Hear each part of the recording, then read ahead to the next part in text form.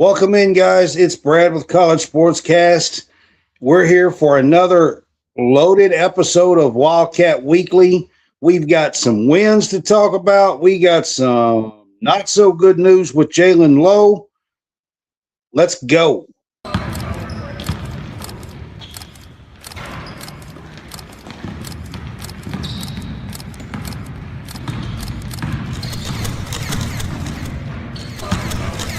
Thank you for tuning in to College SportsCast. College SportsCast presents Wildcat Weekly. Welcome in, guys. It's Brad with College SportsCast. I've had a busy weekend. Been in Lexington back and forth twice. What's up, John? What's going on, man? It has been a busy few days. But a good few days, but a busy few days at that. John, I think we're going to start out. Well, first, let me get to the Facebook. If you're with us on Facebook, we appreciate you, man. We are growing. We're getting closer and closer to that 8,000 mark on our Facebook group, and we appreciate that. But hit that subscribe button on our Facebook, man. It's only 99 cents. We're not asking for much, just 99 cents from you guys a month. I mean, it's pretty much next to nothing, but it does help us out. Every little bit helps. So hit that subscribe. It gives you your own subscribers page and a chat, and we're in the chat all the time. Through these updates with the portal and all the stuff, John and I have been in there constantly trying to give updates, so it is something good. And hit that subscribe button. All right, if you're on YouTube, I mentioned YouTube for a while, but if you're on YouTube, we appreciate you as well. It's always nice to have people on both platforms, also on the Real Fresh channel on YouTube as well. So hit those like and subscribe buttons. All right, John, we have got some news to talk about here. So the first thing we're going to talk about is, let me get to it here. All right, tonight on Pope's call-in show, which was just a little, maybe an hour and a half ago, something like that. You missed Remember of the Year. Do what? You got it. Is we'll miss Remember of the Year. Oh, well, it's supposed to say remainder. Oh, I was just kind of, Well, it probably changed it on its own, probably. I was trying to point it out a little bit. So, but while he's doing that, I'll just go ahead and talk a little bit about it.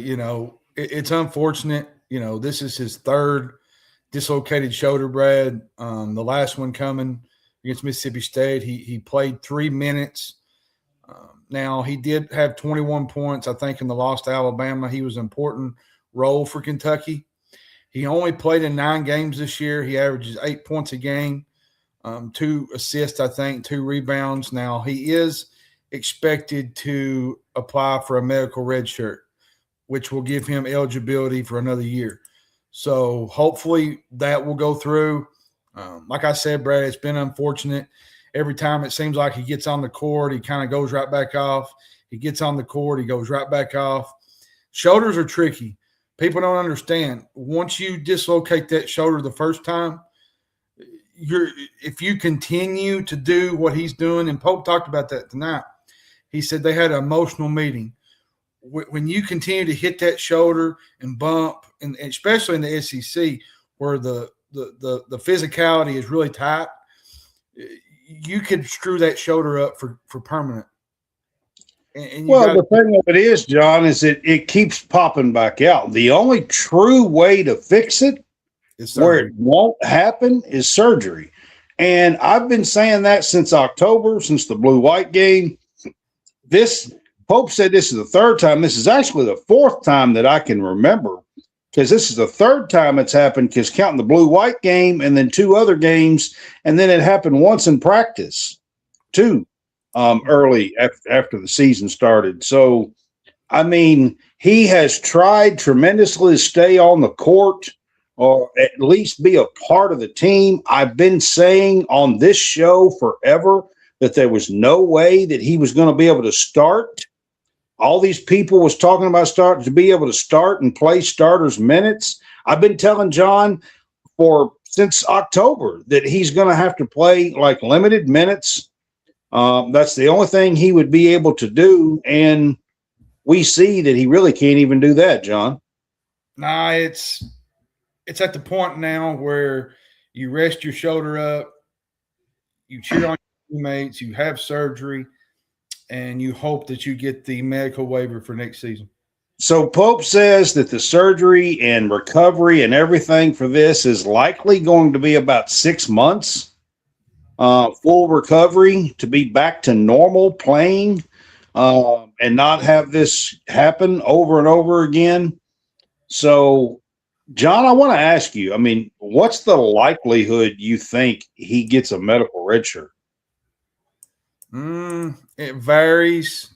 You see some that get them, some that don't.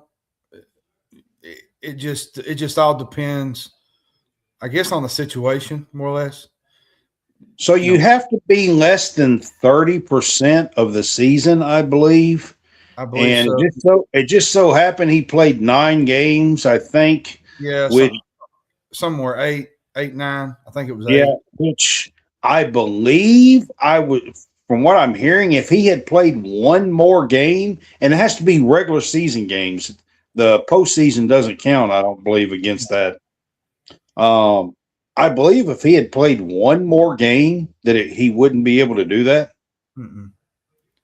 For the way I understand it's tough, Brad. You look at it from you kind of got to swing in there, Jasper Johnson. You got to hold on with Jasper Johnson and Denzel Aberdeen at your point, and you got to figure out how to make it happen. You got to figure out how to score. You got to figure out how to do what you did. That's what I wanted to ask you about is, I mean, I'll be honest with you. I was at the game on Saturday night, and after the game, of course, Lowe went out early in the game on Saturday night against Mississippi State. And after the game, Jasper was down by the court, and I actually talked to him briefly. And, we talked about like stepping up, and it was great. He had a good game, and I told him a good game, and he said thank you and everything. He's a really nice guy, young kid. And I actually talked to him the Loyola Maryland game. But I told him he had a good game, and I said, we may need you to step up. And he said, yes, sir. And all the, he didn't actually, but I kind of asked a couple of questions, and he was really nice about it, after the game on Saturday night. So I think he's, that he was already aware that he's likely going to have a larger role. Yeah, he's going to have a bigger role. Aberdeen is going to be probably your primary ball handler. Jasper's probably going to come in and kind of set that off when he gets some minutes and when he needs a rest. Listen, Brad, what they did Saturday night, everybody's going to say, well, it was just Mississippi State. It was a sight for sore eyes. From an offensive standpoint, people don't know Mississippi State's last loss was on December 7th. I think they lost to San Francisco. And now they did look like the team from last year, where this year the points have not really been there for them. I feel like, Brad, it's just a matter of clicking together. I just feel like they haven't really had a game besides this Mississippi State game where they've really played with it. Well, let's talk about Saturday night for just a few minutes. Because, again, John, they started off really, really slow. They did. Got down 13. The crowd was actually booing. It did not look good 6, 7 minutes into the game. Well, Mississippi State hit 7 of their first 8 shots.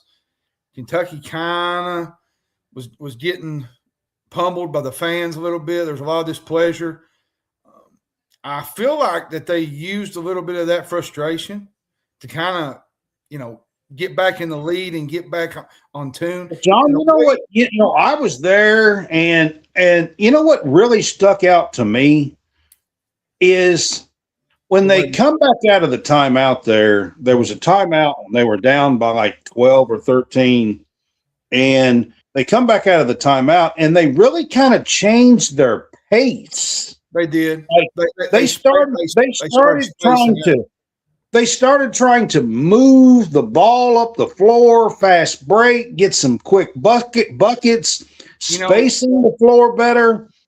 And I think that's one thing that's been missing in this team. You know where they won this game? In the paint.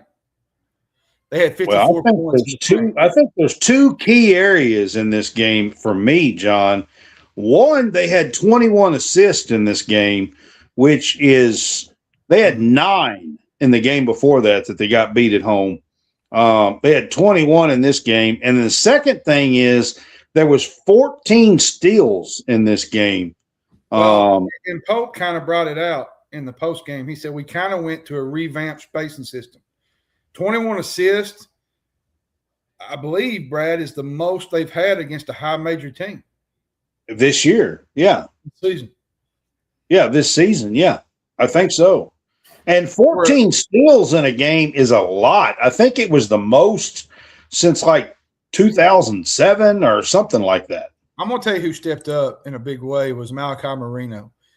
He literally owned that paint. And I'll tell you, Otega Owe, 22 points, 10 of 17, 5 assists, 5 steals. They're super talented, Brad. I told you this a couple of weeks ago. Me and you talked about this. This team is not that bad to be losing these type of games. There's talent on this floor. The last 5 minutes of the game before, they looked like freshmen in high school, to be honest with you. I mean, they couldn't even make a pass. I'll say this. Their challenge going forward is you can't do what you did against Mississippi State and then, go out here and lay an egg at LSU on Wednesday night. In fact, LSU is not a great basketball team. It's a winnable game on the road. Yeah. And I mean, it is. Got Tennessee Saturday, which is going to be tough. You got to stack good days together, and you got to just get to work, do your thing like you did Saturday night, and I think the rest will take care of itself because they had a lot of offensive efficiency Saturday night. The way they finished the game, putting the throttle down, putting them on the throat, they put the game away, and they just never looked back. It was for sure, but where this game actually turned, in my opinion, was Kam Williams. Actually, he's such a good player. Moreno played really well, and he helped once the game started to turn. But in that first half, when they were down 12 or 13, it was Kam Williams that had like 9 out of 11 straight points at one point. In that first half, he wound up with 14 points. Had a bunch of steals, I think 4 steals of the 14. Colin and Chandler really well up there that gave him the lead at halftime. Now, Mississippi State, they shot 57% from the field. Moreno was playing really good basketball. 10 points, 5 rebounds, 3 assists. I think he had a couple of steals. Now, after they come out of the halftime break, Mississippi State, they kind of knocked down some shots. Kentucky was able to counter. They hit a couple 3-pointers. And then Kentucky started kind of pushing the lead out. Aberdeen had a 3 from the corner. Mississippi State burned a timeout, which they had none left after the 12-minute, 10-minute mark. And that 12-point lead, I think, there was about 8-10 minutes to go, kind of put the game to reach. And they would pretty much run the clock out from there. And for a change, they actually stepped on the gas. But they did. After this game, John, I got a chance to ask Kam Williams a couple of questions, and I want to play some of that for you guys. Feeling great. Cam, tonight in the second half, it was a little different story. You guys seemed to step on the gas. What was the difference tonight?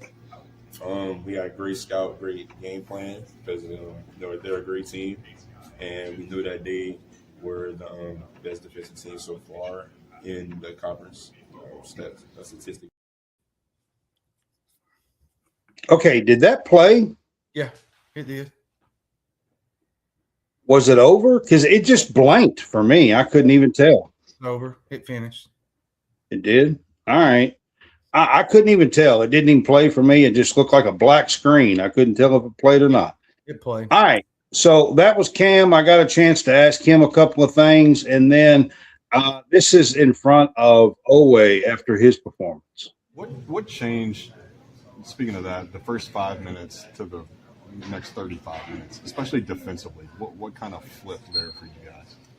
I feel like the past couple of games we've had the scout, but once we get to the game, kind of digressed away from the scout. So I think today, even me, I was being super vocal on pay attention to the scout. If we pay attention to the scout, we're gonna win the game. I feel like that's the reason why we do scouts, is to stop the other team from doing what they do best. So I think we did a really good job today.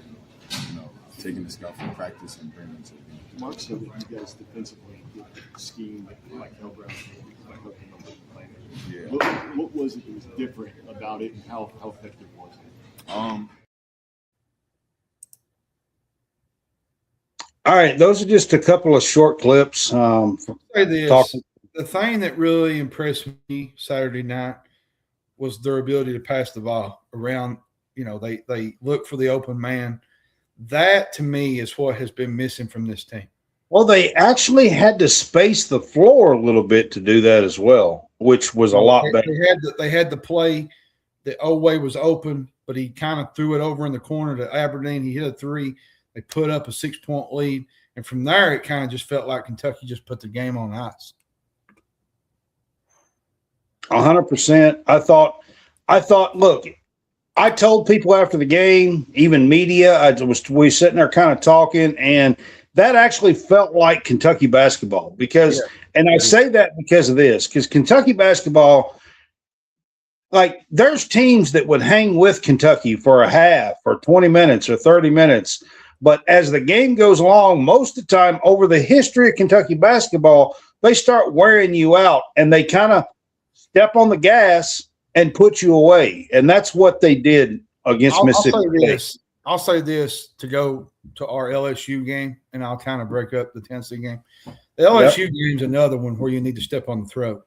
This is not a great LSU team. Let's just be honest. They're not. They're not a good team. But it is a road game, and road games are a little more tough. It's tough. It's on the road, but I feel like Brad, it's another winnable game like Missouri. You get a lead here, say 14, 15 points, put the game away, and then you go to Tennessee. You're 11-6. You got a chance to upset the Vols on the road. And let's be honest, Brad, Tennessee's not playing well right now. They haven't looked great. I mean, Florida beat them, 24 points or something like that over the weekend? 19, 22, something like that. They're not playing great. They haven't looked. As a matter of fact, let me just go a step further. The SEC as a whole has not looked great. No, they haven't. But, I mean, Tennessee, they got the Gillespie kid and they got the Amick kid. And the Amick kid is really good, and he's going to be a top 10, top 5 pick in the draft. But they just don't have a whole lot to go with them to. What do you think? They got the Gillespie kid. He's really, really good. The Amick kid, he's tough. Felix Okapara, I feel like he's not doing his job. Rick Barnes brought up a good point today. He's not getting rebounds. They're getting, out physical. Florida out physical this Tennessee team Saturday from start to finish. It was evident. Yeah. Tennessee is not the kind of team you just push around. And let's be honest, we've been beating Tennessee down there in Knoxville, 4 straight years or something like that? Yeah, it's something like that, yep. I mean, this is a game that they could go in there. Now, we don't know if JQ is going to be back and playing. But, I'm not real sure on that end either. But Malachi Moreno is very capable of playing a game like he did the other night. Jasper Johnson stepped up. Even Yelovich come in the other night and played well. We got 2 road games this week where Kentucky is completely on the road. LSU is an absolute must win. LSU is still they're 0-3 in the conference. They do not have a win. We cannot go there and be their first win. If that happens, you might as well start thinking about not making the tournament, to be honest with you. You got to win this game. This is one of those that it's kind of a gimme game, let's be honest, on the road. Then you got to go to Tennessee. Then you come home. And possibly still a win. And then you come home, and I think you play Texas, a team that beat Alabama on the road on Saturday. So yeah, absolutely. It's kind of up and down. Texas, they looked bad a couple of weeks ago without at the Tennessee game on the road. Then they kind of go on the road and they beat Alabama. It kind of shows you the SEC's kind of, well, it's so up and down. It's just up and down. Look at Arkansas Saturday. Got blowed out by Auburn on the road. So anything's possible in the SEC, especially. So we kind of touched on without Lowe, but I mean, we also have Jaden Quaintance that had some knee swelling and did not play in this Mississippi State game. Now we've got Lowe out the rest of the year. I think you got to do what you did Saturday. I think you got to put Kam Williams in there. You got to put Jasper. You got to put Owe. Sometimes switch in and out with Brandon Garrison. I'm going to be honest with you, John. I liked Kam Williams and Yelovich playing at the 4. You know why? Yeah. Because they can shoot the ball and they can stretch. It creates more space. They can stretch the floor and they can space it out. And then the other thing that I liked that they did the other day is Moreno's probably the best passing big guy that we got. He had 6 assists. I'm going to tell you, the kid can flat play. He's got talent. Moreno. I think it's Moreno. I watched him at Great Crossing. He's got talent. He's really, really good. Didn't he break the rebound record at Great Crossing, if I'm not mistaken? I believe he did. Yes. He was really what's good wrong there. with Noah? He has some kind of leg problem. Yeah, I was there the other night. Some issues there, but he has some kind of leg problem going on. He hasn't played. Let's be honest. He hasn't played much at all. In like 3.5 games or something. No. Yeah. So I know he had some kind of leg problem the other night. I do know that. He did. All right. So I'm going to switch this up, man, and we're going to get to the women. We're going to get to the women, man. Yesterday, the women had a big time win, to be honest with you, at home. Had to overcome just like the guys did. They got down early in this game, John, and Oklahoma just really tried to outmuscle and out-physical this Kentucky team yesterday. Listen, you can say what you want to, but this Kentucky team is tough as nails. They got down 24-11. A lot of people thought, well, here goes another game where without Key, they're going to struggle. Shooting, by the way, they were 4 of 21 when they were down 24-11 from the field. Yeah. And you thought, well, here we go, another game like Alabama. We're going to kind of have to fight our way back into this game. Tony Morgan played good. I thought Kara Strack had another double-double. She played really, really well. This is a really good – She struggled in the first half. Kentucky I thought she played well in the second. Top 5 wins, Brad. They've rose in the polls. Now, Kentucky, you want to actually, John, speaking of that 2 top 5 wins, this is the first time in Kentucky women's basketball history in the regular season that they have 2 top 5 wins. Well, and now you got Florida and Mississippi State coming up, which are not great teams. Let's be honest. Florida's at home. Mississippi State is on the road now. It's on the road. But I'm going to say something that's not going to sit right with a lot of folks. And you know where I'm going with this. Kentucky went on the road last week and beat a top 5 LSU team, right? in Baton Rouge. LSU beat a good, I mean talented Texas team on the road. No. Guess what? LSU was at home. But guess what?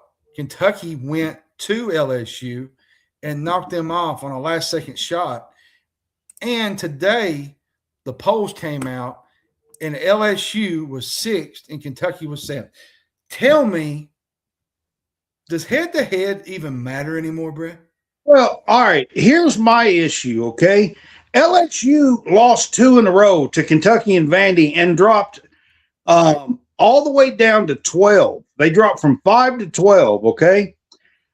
They beat Georgia and Texas, which is a very good win. It was the first time they've lost this year, but it was at home, and they just jumped right back up there. They were 12. Kentucky was 6. Kentucky just beat a top 5 team yesterday, too.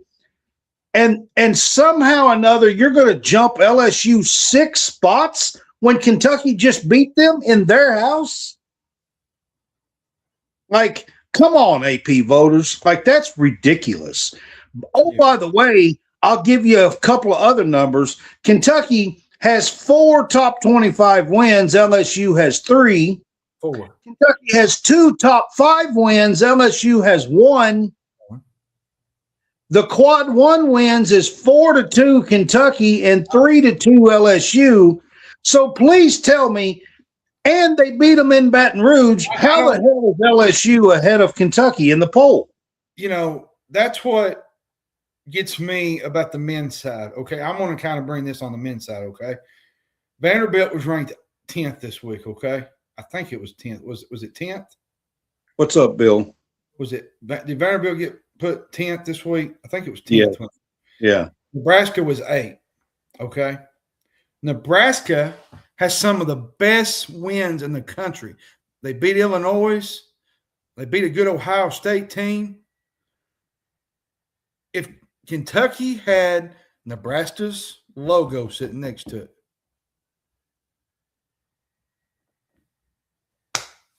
I rest my case. Kentucky would be number 5 or number 4, but Nebraska's number 8. Why are we doing the polls if you knock off 2 or 3 5 top teams, but the head-to-head don't matter, and then you beat some of those teams pretty handily?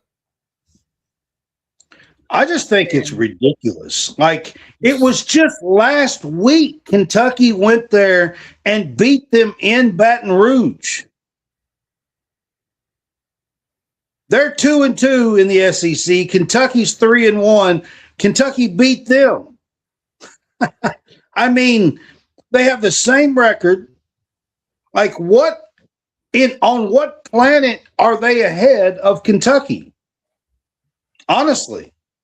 And if you're a voter and you're doing that, you're absolutely 1,000% in the wrong. There's just no other way around it that you could put LSU above Kentucky. I mean, maybe you should watch basketball last week. I'm not sure. Honestly. Now, that was my rant on the poll this week, and I've been talking about it online all day. I've been messing with LSU fans on threads all day long, to be quite honest with you. Now, John, yesterday, I want to get to something about Oklahoma. I want to ask you a real question. Do they play physical or they play dirty? I mean, it's a real question. Maybe a little bit of both. Because I'm here to tell you, yesterday, for a women's game, it was about one of the most physical games. They were getting punched in the stomach.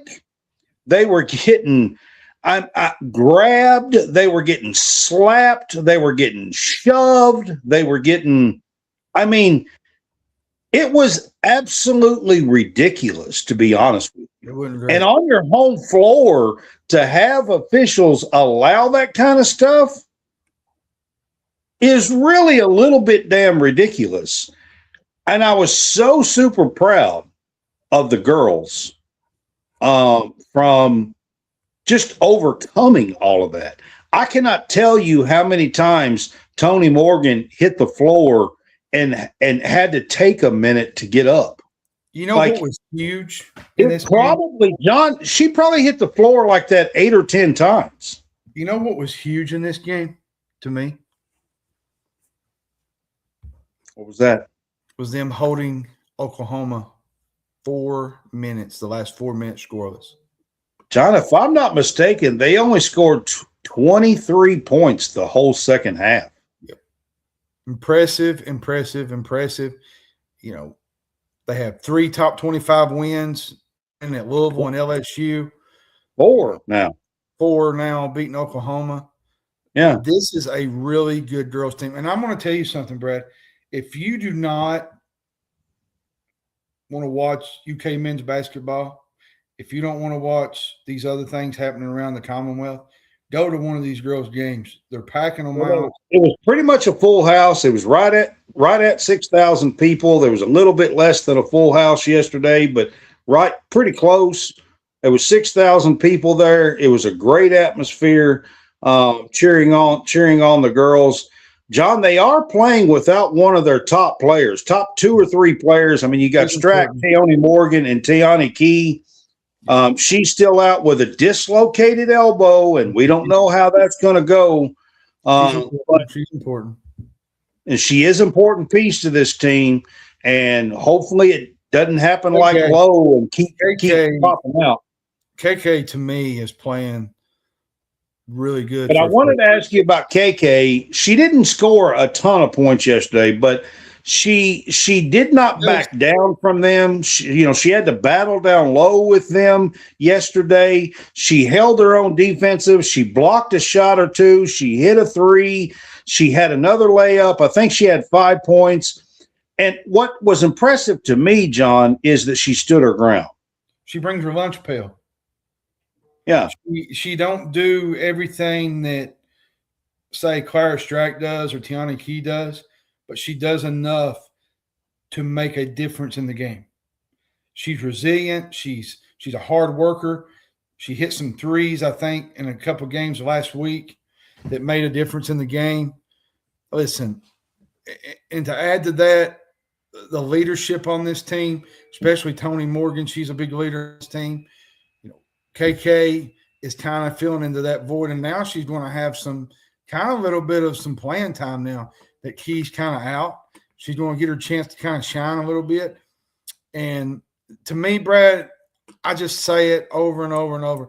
The girls' team is tough as nails. They bring their lunch pail every single day to work. They've talked about it all summer long that they want to win the SEC.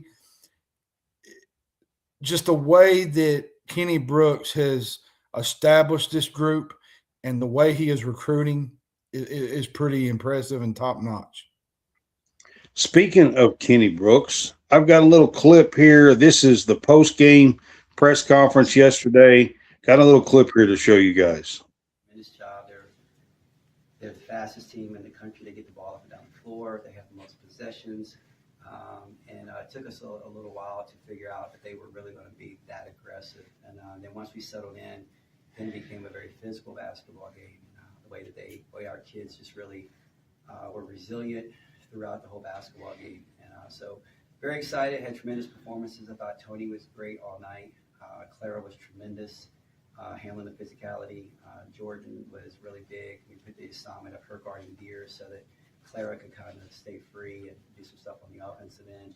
And then Jordan came up with huge rebounds down the stretch to give us extra possession. So total team effort, very proud of them. I think they start class tomorrow. They'll have some rest for the next couple of days, and then we'll get ready for Florida on Thursday. I think he forgot who the team was. He did, I believe, at the end. Yeah. At this point, he's looking at the next game.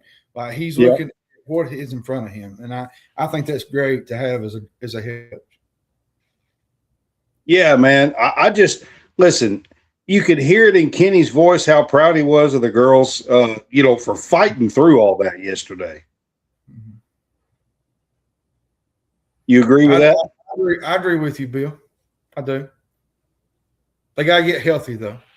They got to get Key back. They got to Keon's got to get healthy and got to get back at some point here if they're going to make a run to the Final Four. But I will say this, Bill, they're 16-2. They're number 7 this week. Really should have been above LSU in my 100% opinion here.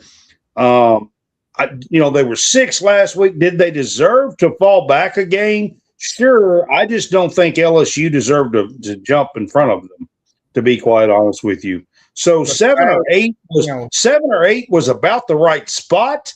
I just don't think LSU deserved to be in front of them. The fact that you got people stirred up on threads just makes me laugh. I did. LSU fans all day long. We've been having chats back and forth. All right, John. I do want to ask you. We're going to talk a little bit about the next this week for the Kentucky girls. Winnable game, I think they play Florida on Thursday night at home. You got Liv McGill and a couple of players on that Florida team that are really good. Liv McGill's averaging like 23, 24 points a game, something like that. A really quick guard. She's a tough as nails guard. And then you go on the road to Mississippi State on Sunday.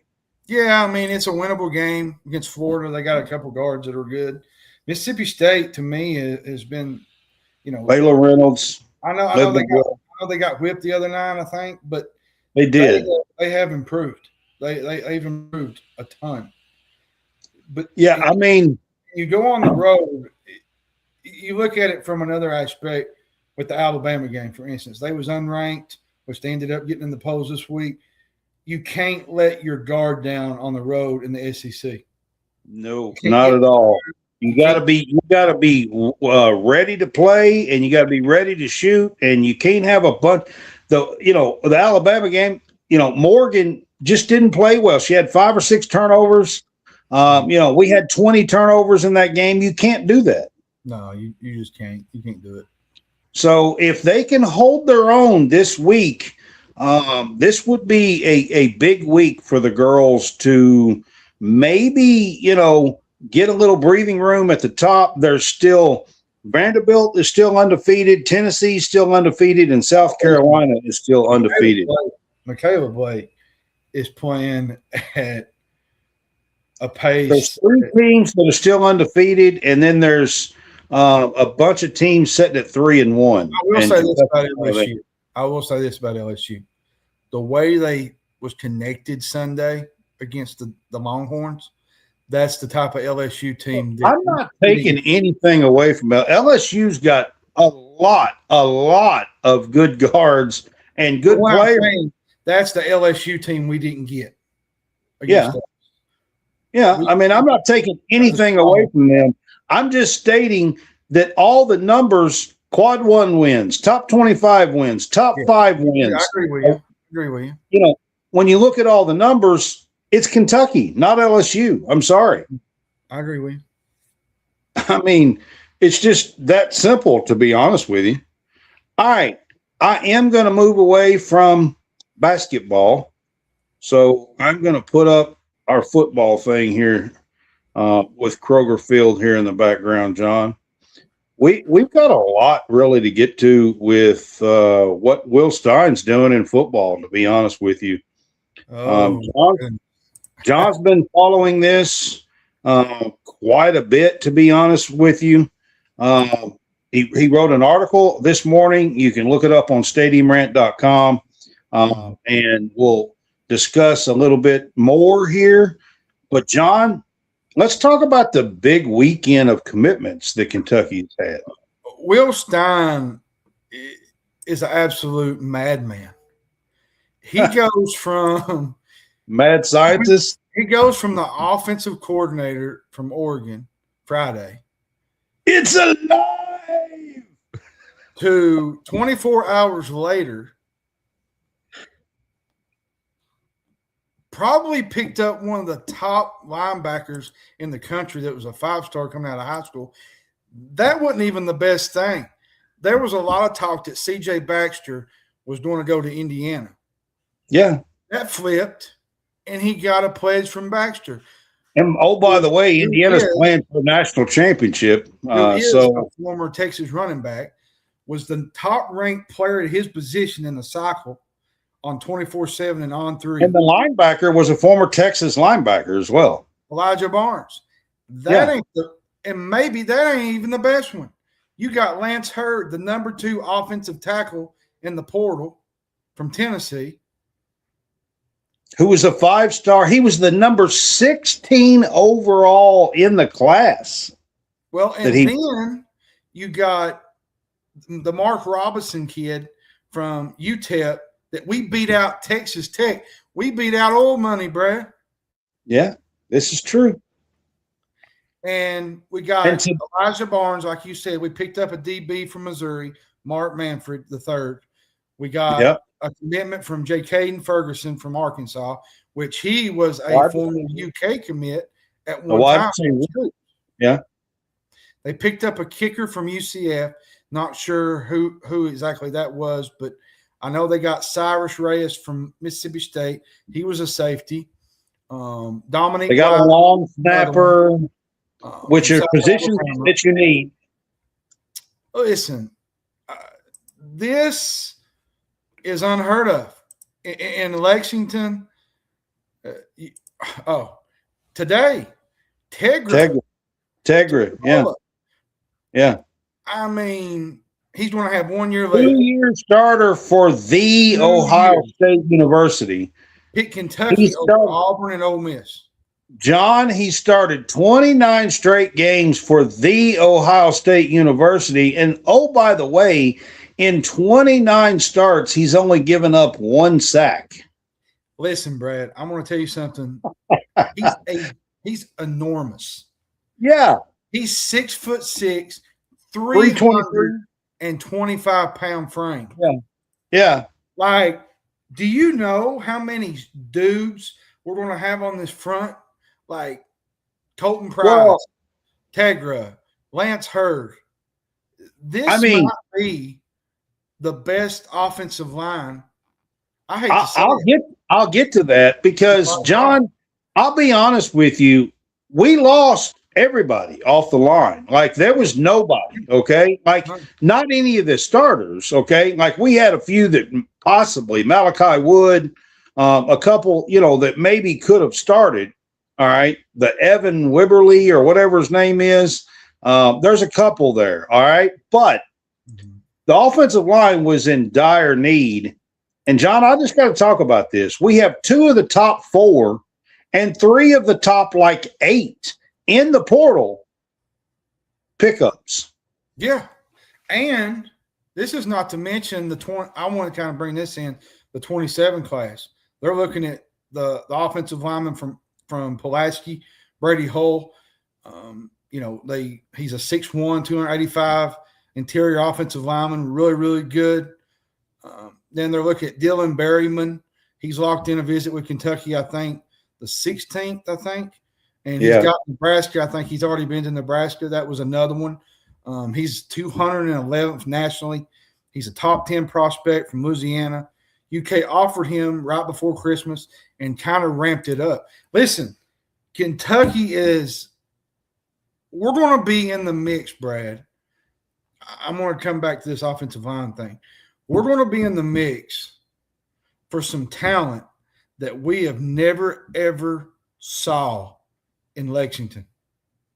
Well, I mean, John, in the SEC, everyone knows that if you don't have an absolute stellar, solid offensive line, you're going to struggle.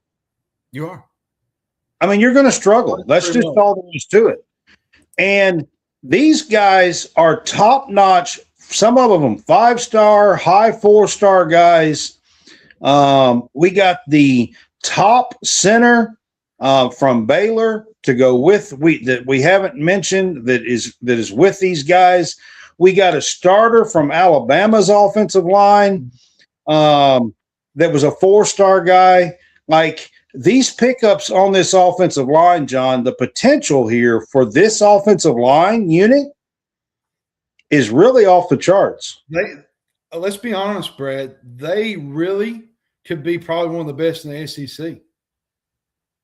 The potential's there if they can gel. I mean, you got Baxter in the backfield. You got Kenny Minchie at quarterback. You got a plug-and-play guy in Javonte Barnes. You got Jason Patterson back, which he signed back today. He did. You know, they had the linebacker come back, Grant Guyton. He was a big part of that team. And I kind of want to jump over to just real quick about – you was talking about Elijah Barnes. Really strong off-the-ball linebacker, Brad. He's got a lot of IQ, physicality. He's really got a lot of speed. He knows how to control gaps. He's very polished, I think. He's a game changer, Brad. I watched the Michigan game, and his ability to go sideline to sideline, I've never seen that in Lexington, ever. I mean, Kentucky's had some good I'm linebackers. talking about the speed. Like, this is like talent that you see on Texas, Ohio State, Alabama, Georgia. Yeah.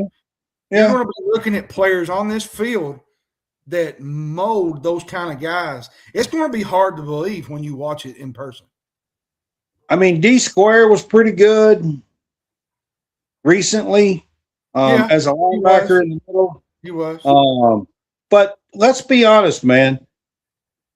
We're picking up some former 5-star recruits here in this out of the portal. Now, they're not 5 stars in the portal. I'm talking about in their own class, whether that was the 23 class, CJ Baxter. He went back and he, early in the National Signing Day, December, he flipped Kenny Darby from LSU, the wide receiver. It's not over yet, Bill. We still but I will be honest with you, Bill. They're getting to the point where they're going to run out of scholarships. So there's not too many more they can pick up. No, they're going to have to ride with what they got. There might be 5 more spots or something like that. 5, 6 more spots. Maybe 3 or 4, maybe at the most. I mean, at the most. Well, I will say this. They're going to have – I know everybody's kind of worried about the skill position players. Now, we're in on DeAndre Moore Jr. from Texas. I don't know where his mind is at right now, Brett. We had talked about this a little bit before the show. This has been dragging on since the portal opened. Let's be honest. He went to Kentucky. He had a visit, went to Ole Miss. It felt like it was between Kentucky and Ole Miss. He went to Ohio State. A lot of people thought he was going between us and Ohio State. Then he goes out to see Prime. There was a lot of buzz with Prime this morning that he was going to come go out there to Colorado. Now the information is coming out that they're waiting on him, that maybe CJ Baxter's having a part in this, him trying to get him to come here. Listen, Colorado has 6. I looked at the depth chart. I don't – it might not be 6. It might be 5. 5 or so receivers coming back, okay? A few in the portal, a few from freshmen. Would you rather go somewhere like that and be just another guy, or would you like to be a guy that would be shown off in the offense as a wide receiver 1? In the SEC, by the way. Yeah. I mean, no offense to Colorado here, but I mean, come on. And I got to say something here, okay? Today is day number 11, all right? Moore showed up to Kentucky the very first day for a visit, all right? Today was day number 11. So far, nothing's been announced. Everybody's still waiting on this kid. I have an issue with it. Like, I don't have the patience for that. Like, I don't know what he's waiting on. I don't know. He has visited Kentucky. He's visited Ohio State. He's visited Louisville. He's visited Colorado. He's visited Ole Miss. I mean, at what point do you make a damn decision? I mean, I get you. I don't understand, and I'll be honest with you. If it was me, John, wait a minute. If it was me, John, I'd start rescinding some of my money. I'm not waiting on a kid for 2 weeks. I'm not doing it. It's just ridiculous. Here's the thing. You wait on somebody like Moore, which let's be honest, he's a good talent. He's a former 5-star player. He's a great talent. I get it. But what if you miss on him and you missed out on a guy like Darryl Gill, the one from Syracuse? In the meantime, go look at the big board for wide receivers. Most of them are off the board because we've been waiting on DeAndre Moore. And to be honest, we might even still get him at this point. But the thing here's my thing about this whole stuff. We had talked about this last week. They need to cut the visits down to 2 or 3 visits. And after that, I think they should, in the transfer portal, they need to put a limit on the visits. It has to be 3 to 4 visits at the most. It could be 3 or 4. I think 2 is not enough, but 3 or 4 visits at the max. And that's all you get. You can't sit there and just keep, Levitt's done it. Simmons has done it. Moore's done it.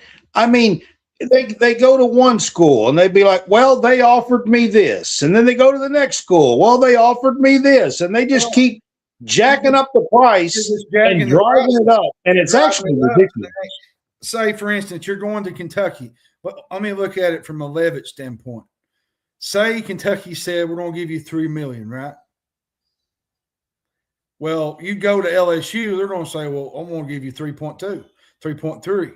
Well, if you leave there, you're going to Tennessee. Well, I'm going to give you 3.5, 3.7. Yeah. Then you go to Miami. It's like, I'm just going to throw $4 million at you. Like, I'm going to go $4 million. And then you go back. Then you go back to LSU. Then you go back to Tennessee. All you're doing is driving the price up. There has to be some kind of limit on this. It's ridiculous. A happy medium in the middle somewhere. And to be honest, Levitt did announce today that he was going tonight.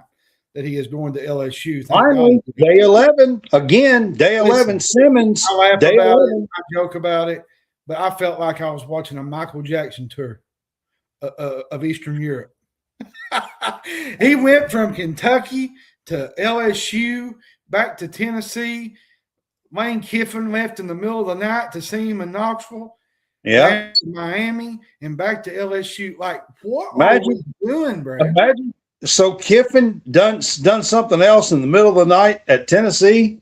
Seems like I remember that something like that before. I think he kind of ran off. I'm sorry, I had to bring that one up. Yeah, pretty funny. But anyways, for real, there's some issues there going on, I believe. Now, John, let's talk about potential to land. Of course, DeAndre Moore is definitely one of them. I would throw out Darryl Gill from Syracuse as a possible guy there that we could go after. Elon wide receiver is pretty decent. The one that took a visit, about a week or so ago with the quarterback from Elon that went to LSU. I feel like he's a good piece. Yeah. A lot of the big wide receivers. What other pieces do you think this team might need? Do we need an edge? Yeah, probably need another edge rusher. Probably you might need another defensive lineman just for, some depth. Well, an edge is a defensive lineman, but basically. Kind of. Maybe another linebacker. We're linebackers are pretty set. Yeah, I think an edge wide receiver. I think you need another tight end. Well, you got Henry Boyer. You got Willie Rodriguez, Willie Rodriguez. And I'm going to tell you something about that. He actually, we didn't get to talk about this. He announced that he was coming back. He is going to thrive in So did Miguel Skinner. He's going to thrive. I'm telling you. The kid had an amazing year this year. It's untelling what he'll do when Will Stein gets a hold of him. Well, the offense, he throws a lot to his tight end. So we're going to see these tight ends put some good seasons together here. Yeah, so it's going to be nice. There's going to be a lot more excitement, Brad, than it than it was a year ago. With all this said, and talking about the excitement of this class, and I do, before I get to that, I do want to bring up that just about 2 hours ago, Kentucky had the 6th top-ranked class in the country in the transfer portal, and like the 3rd or something in the SEC, 3rd or 4th in the SEC. And they picked up the punter today from Murray State, O'Hara. Yeah, one of the best punters. An Aussie punter. Yeah, one of the best punters in the country too. And yeah, he's an Aussie punter. So Max Duffy was pretty happy because he's an Aussie hunter, Aussie punter, Aussie. Yeah. All right. So with that said, and all the pieces that Stein is getting here, and the pieces that are returning, what's your expectations going forward? I think the fans are going to have to give them time to kind of develop into it's going to take a couple games. Here's the thing, John. I think they're going to talk about big goals. Well, yeah, of course. First-year coach, there's a lot of excitement. Josh Pate dropped something today I thought was pretty funny. He said that he wouldn't expect nothing less than Will Stein being in the college football playoff next year. I thought that was pretty funny. I was like, yeah, had a lot of fans going, had a lot of Tennessee fans acting up, a lot of different fan bases. Like, there's a lot of publicity with this Kentucky football team, and there's a lot of people that don't like it. Yeah. They don't like it. Look, Tennessee's doing some stuff on the defensive side of the ball. I'll give them that. Look, I'm not afraid to tell people when people are improving or doing something. Do you know what bothers me the most is me and you talked about this last week, or when Lance Hurd was when he committed. He committed to Kentucky, okay? The moment he committed, they said, well, that's the next Mincy. He'll be in the concession stands. Or the Tegra guy had only given up 1 sack in 2 years. At Ohio State fans saying he's a liability.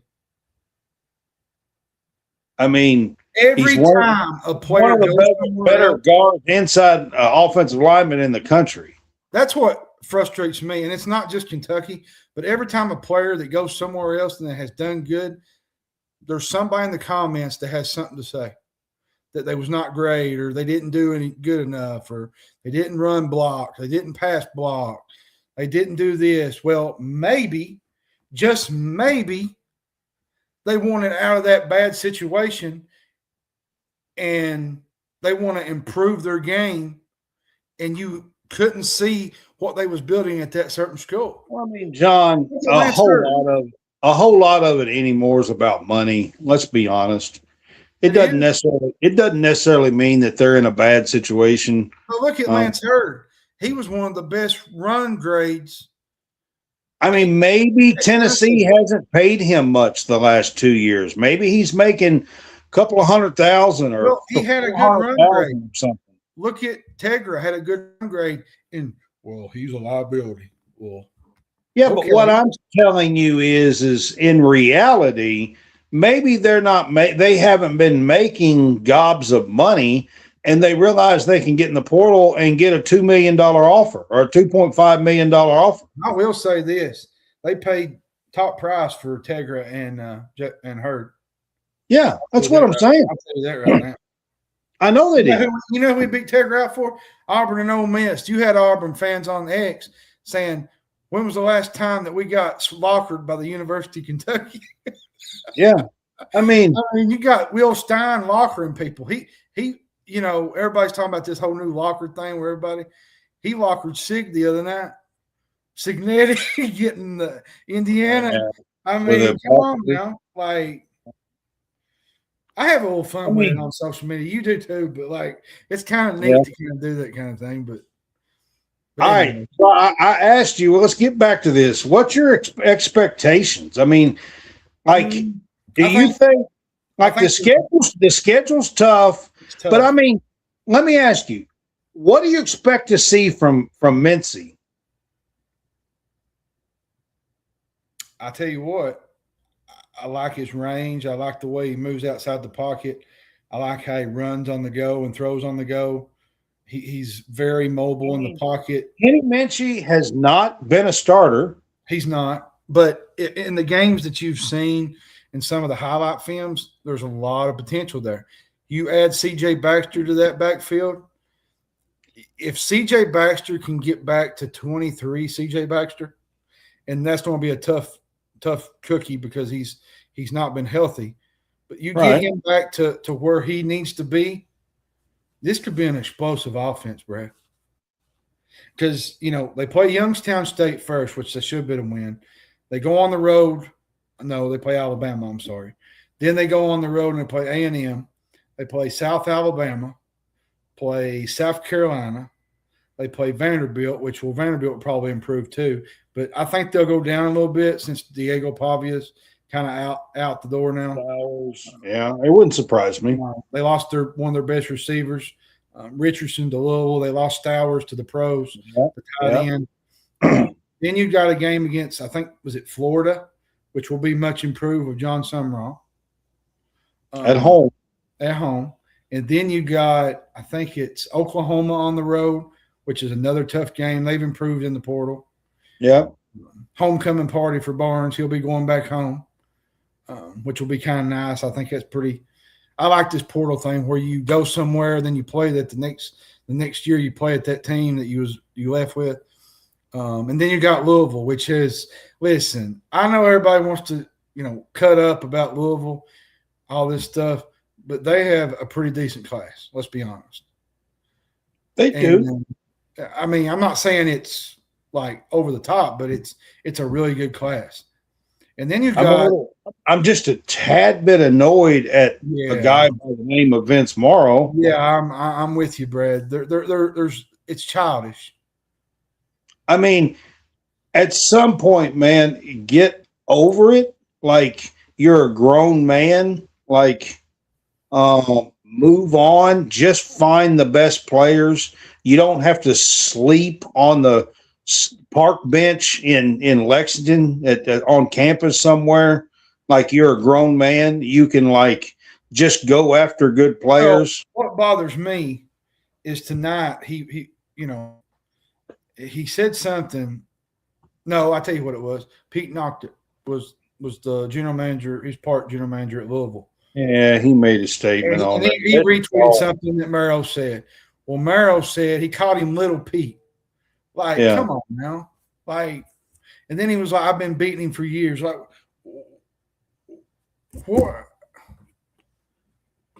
Like, how childish is that?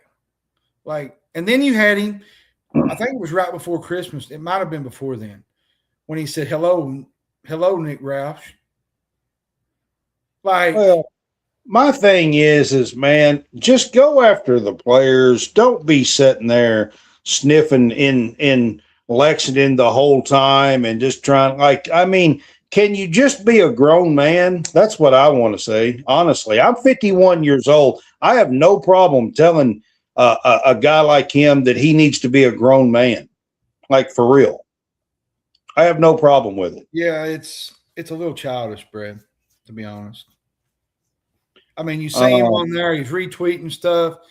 Then you got the Vince Moron parody page. That's taken off, and oh my goodness. Oh, I will say this: the rivalry's back. Let's put that's it for sure. Will Stein and everything that's going on. Yes, I get it. The rivalry is back. That's for sure. That's for sure. My expectations. I want to get to that before we close this out, man. I will say this, Brett. I think there's a real possibility that this team could be a bowl team, depending on what they get at the skill position. I still think they need to get more. I think more. You get more. You just slide a bunch of guys in there and just go to work.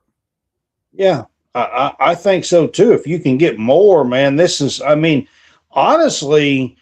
like, it would not surprise me if we don't have a top 20 offense in the country next year. I mean, just throwing some numbers out here, just right off the top of my head. Defense would be better. Defense would be most The improved. defense will be better. I'm not sure that we have all the pieces that we will have a couple of years down the road on the defensive side of the ball, but I think our defense will definitely be better. We've done pretty well with linebackers and a middle defensive line with Bro from LSU. We've kind of been hitting on some safeties lately. Some safeties. They've done a pretty decent job on the defensive side of the ball. So I think it'll be better. You've got the Florida guys, the safeties and stuff there. So I think they're definitely going to be better on the defensive side of the ball. I think the offense, if you get more, I think the offense might be a top 20 offense in the country next year. Well, from people I talk to, they're looking to get one more stud player, and that's probably going to be a wide receiver. Let's be honest. They're not looking for no O-line again. They might get some pieces here and there, but they're looking for one. There's not a lot of positions left to fill, to be honest. Unless you have one that you've really talked about and he hits the portal. Let's be honest. Right. But I'm just saying, if the roster stays where it is, there's not a lot of positions left to fill. And if you get a guy like Moore or Darryl Gill, I think this offense could be a top 20 offense in the country next year. I'm with the schedule we have. Right now, I'm going to say bottom 6-6, top 8-4. Mm-hmm. I will say this, I know fans are not going to like this, and there's going to be some that's going to pump, but there's going to be a lot of noise pumping Kentucky up this summer. Yeah, just get ready for it. There probably will be. I hope it don't. It should be fun. Like, honestly, we should enjoy it. Hopefully, it'll be fun. I'll say this too, Brad. And not pumping us up in a way to where everybody's head's in the clouds. Just have some fun. I get what you're saying. Here's my thing that I'm going to be happy about. I'm going to get to see a forward pass. I just want to see some different routes. Maybe a touchdown. I want to see some different routes, John. Like, it seemed like we ran the same 3 routes all the time. Yep, every time. That's what we hit on. Was like the same routes where they would stop, they would go, and then they would stop, and they wouldn't go, they wouldn't move around. Bowley was just standing back there. That's a reason why a lot of times Bowley would get sacked or he would get run out of the pocket, because a lot of our guys just gave up on the play. Yeah. Now I'll take that back. There was only one probably receiver that done probably as good as anybody, and that was Kendrick Lowe. Yeah, Kendrick Lowe. He played hard as anybody. So yeah, I mean he was a good one to come in from Alabama. So, Kentucky had some pieces. I mean, let's be honest, there was some 4-star talent that left in the portal. Cam Miller was one. Yeah, I mean, Hartley Gilmore. You had the Smith twins. You had E.J. Waller. You had Cutter Bowley. I mean, there was some 4-star talent that left. I'll say this about the Hartley Gilmore thing. Somebody, and I don't mean this mean, I'm saying this out of love, but somebody in his circle needs to figure things out. He went to Kentucky, left there, went to Nebraska, decommitted there, went to Louisville. Come back to Kentucky. Come back to Kentucky. Committed back to Louisville. Committed to Louisville. Baylor. Baylor. Yeah. There needs to be some headway there. Like, he's got some talent. He does, and that's the thing. Like, there was a couple games this year where if Gilmore don't make a couple of those plays, we probably, we don't score in some of those games. Yeah, I mean, he's got some talent. So. All right, John, we're going to wrap this up. This has been Wildcat Weekly. By the way, I love Hartley Gilmore. I think he's a good athlete. I think he can do really good things. And I think where he's at Baylor, with DJ Lagway possibly going there, I think that's a really good fit for him. John, I will say this, man. If we wait another whole week, like there's no telling what the roster and everything, all the changes is going to happen on the football side of things. Lord have mercy. There ain't no telling. This. Today, I was going to read you this. I don't know if I saved it in a picture or whatnot, but I think I did. Do we get any Oregon guys that join us? It's possible. But here's what I wanted to show you. We got the number 1 offensive tackle in 24/7, okay? Yeah. We got the number 2 interior offensive lineman in Colton Price, okay? Yeah. It says here we got the number 3 quarterback, Kenny Minchie. That's 24/7, though. On 3, I think he's 10, maybe 10 or 11. And then we got Tegra. He's number 4 interior lineman, and he come from Ohio State. Yeah. The big blue wall is fixing to be You got a top 10 running back in Baxter out of the portal. Yep. Like the list goes Everybody on. was saying, I kept hearing all year. A top 10 linebacker with Bo Barnes, Elijah Barnes. Well, and I heard all year, the last 2 years, Brad, when are we ever going to get the big blue wall back? Well, let's be honest, Brad. When John Schwarman passed, God rest his soul, I love the man. I thought he was one of the best offensive line coaches in America. He knew how to get them to play together. Yeah. And when he passed, it seemed like it just went downhill. And it hasn't been quite the same. No, it hasn't been the same. But I think Cutter Leftwich is going to bring that mentality that he had at Oregon, and he's going to bring that to Kentucky, and he's going to make a change with it. And I think it's going to be a good thing.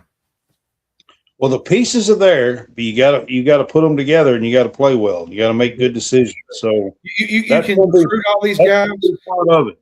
I tell people all the time, you can recruit all these guys, but until you see the results on the field, it's just a bunch of noise and paperwork.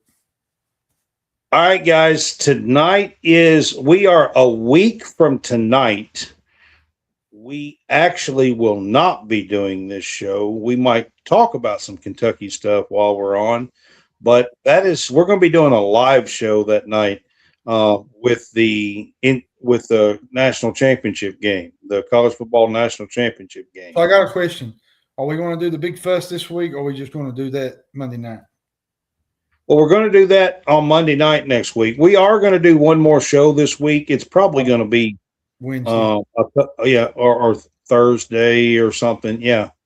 It'll at least be Wednesday that we will do the show. When's the girls play this week? They play Thursday night. Are you going to the Florida game? No, Eric's covering it for me. Oh, is he? Okay.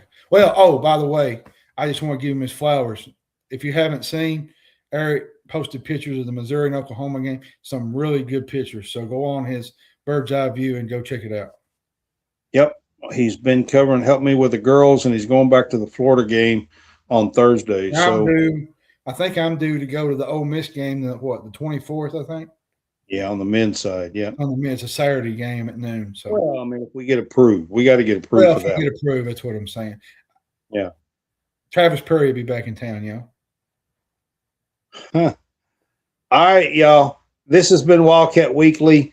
We hope you enjoyed our show. We will see you later this week. We will do our championship game day picks and talk about the championship game later this week and do some college basketball picks. So y'all have a good one, and we will see you later in the week.